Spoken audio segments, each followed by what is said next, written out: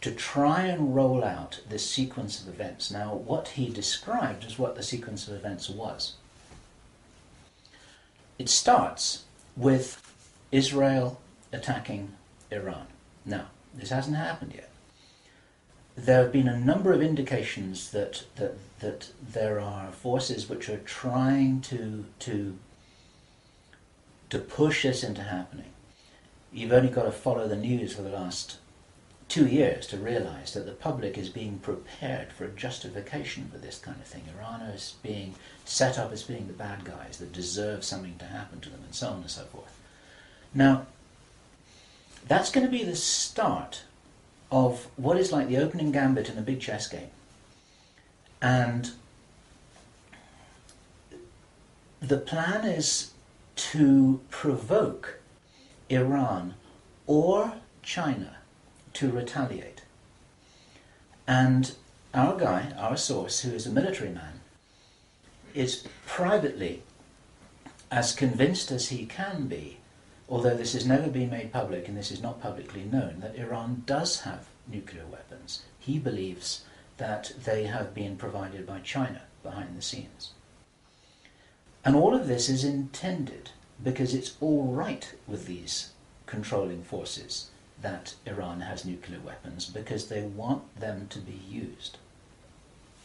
The plan is for either Iran or for China to retaliate after Iran is struck with a nuclear weapon.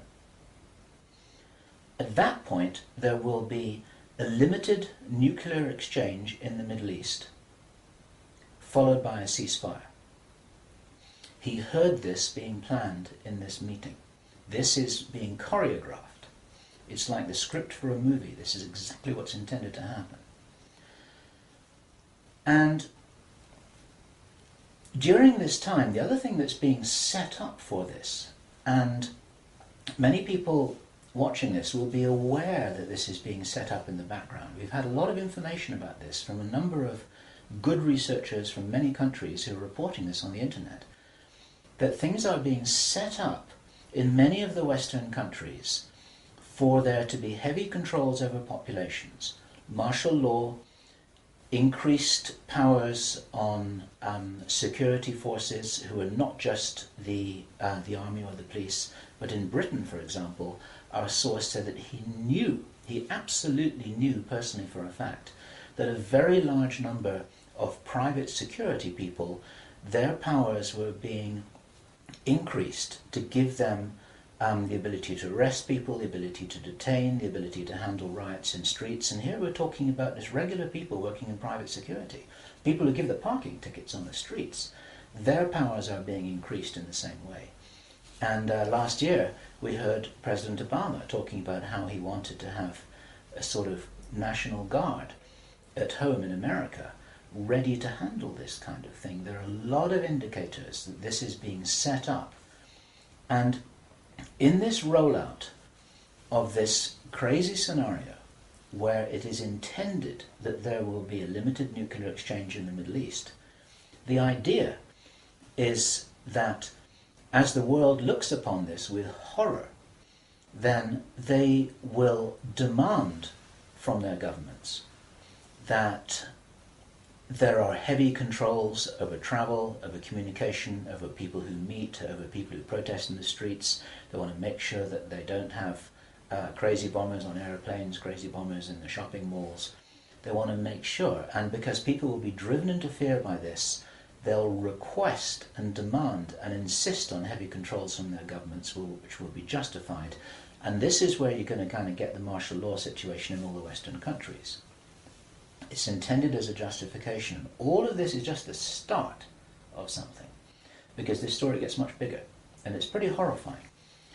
And if watching this now you're feeling a little bit shocked, this is how I was feeling when I heard this information, and this is how our source was feeling when he was hearing this information in this meeting, because this is just the beginning. Now,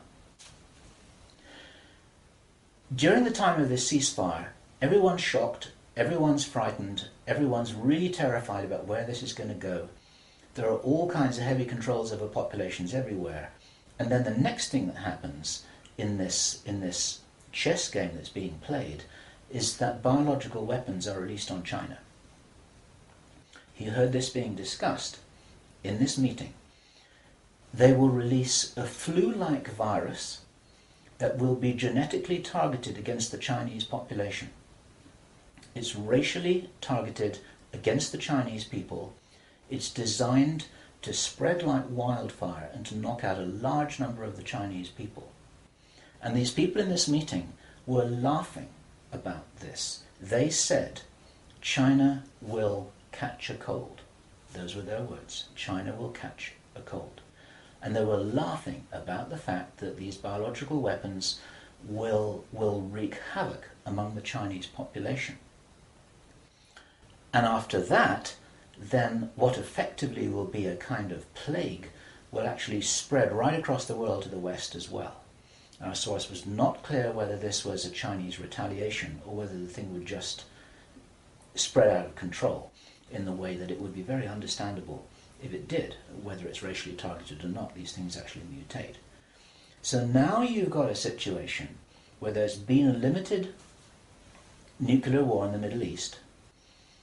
There's a pandemic that really is sweeping across the world and really is killing people very visibly. And you've got this totalitarian military lockdown in all the governments in the Western world because everyone's going to be in panic about all of this. And then, he said, then the real war starts. Something that would be justifiably called the Third World War, with a much more major nuclear exchange. And at this point, I asked him, is this just about population reduction? What is this about? Why are they doing this? Why this insane Dr. Strangelove plan for just unleashing all of this stuff on the world?